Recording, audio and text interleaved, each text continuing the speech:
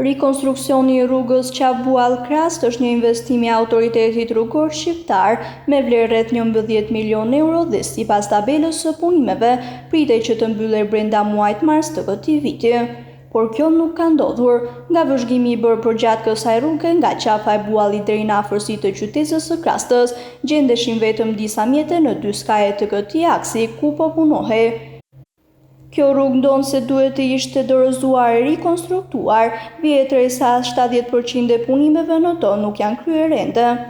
Madje një banor i zonës shpreh se një pjesë e mirë e mjeteve të rënda të firmës që ka marrë përsipër rikonstruksionin e rrugës Qaf-Buall-Krast janë larguar për në një tjetër front pune në Librazh. Se nuk po hecin punimet në rrugë? Këtu bo gati vit që ka fillu kjo rrugë, i kanë marrë mjetet dhe i kanë çuar gjithë në Librazh. Edhe ka një rruga ja si që shiko. Për sa kohë s'ka që i kanë çuar mjetet në Librazh? Po boja 2 muaj, 3 muaj gati. Po i kanë hek mjetet dhe i kanë çuar në Librazh edhe e kanë shtyrë deri në tetor. Të shtypër të shi. Po arsyet që i kanë hek mjetet, çfarë u kanë thonë?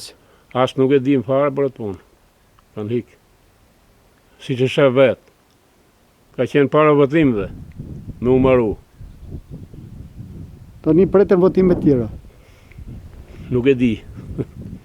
Nuk e di. Nga rreth 16 kilometra gjatësi rruge Qaf-Buall-Krast, në shumë segmente vjetre se nuk është bërë asnjë lloj ndërhyrje që nga fillimi i punimeve.